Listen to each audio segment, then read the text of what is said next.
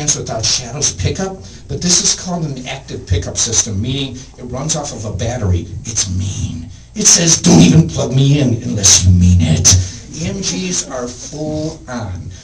These pickups are just, they have one throttle. It's fifth gear. That's it. And so, but passive pickups have more nuances. And I found, even with EMGs, I can still do all the pick squeals and all that stuff. In fact, on No Boundaries, I was getting such a cool wang bar thing, I almost didn't hit the upper octave like I want. I'm like, hey, this sounds really cool. Whoops, the next part of the song. And so what happens is, I love EMGs, but I also like passive pickups because they're completely different. It's like driving a sports car or driving just like a Mercedes sedan or something. You know, it's a completely different feel, but they're both great. On this next song, I'm going to do a tribute to a friend, and his name was Dimebag. And he was supposed to play on one of my solo albums before he got killed. And I can't say he was my best friend, but I met him in Florida. When I was in the band Nitro, we were recording our second album, and my guitar tech, this dude named Dragon was cool. He had so much hair, he shaved his entire head except for a little mohawk strip down to here, and when he put his hair down, it would cover his entire head. And it's like, I remember him bringing me a cassette. We were recording at Full Sail in Winter Park around Orlando. He's like, dude, you gotta hear this band, man. I'm like, who are they? They're called Pantera, bro. He goes, you gotta listen to this album, man. And he's like, this album's called Cowboys from Hell. I'm like, well, I like the title already. And so we put it in, I hear,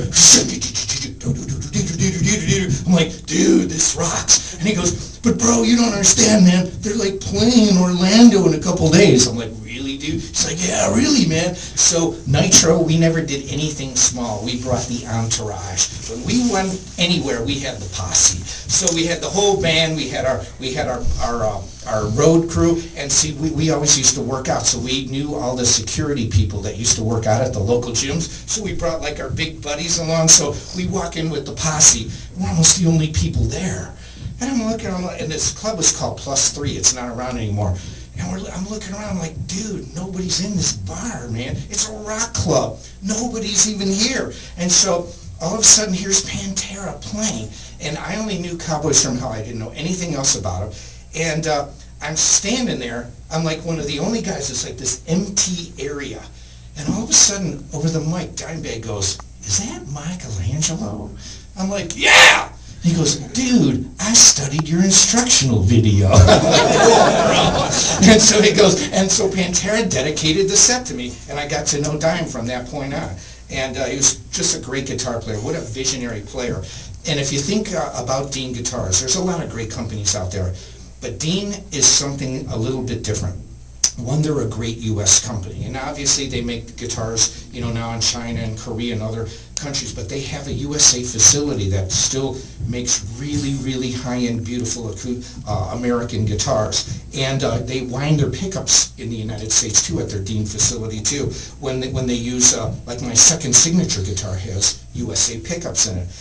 These EMGs are USA too, but they're a different company, obviously, not Dean Guitars. But with Dime, what I wanted to do on this tribute, and what I liked, what we had in common is we both loved Dean Guitars for the real reason. They made great, great guitars. And I can't say enough about that, and I can't say enough about Dime. I still wish he was here. And this is my tribute to not only a cool dude, but one of the greatest guitarists and probably the greatest Dean and Dorsey ever. And here's what I was going to say.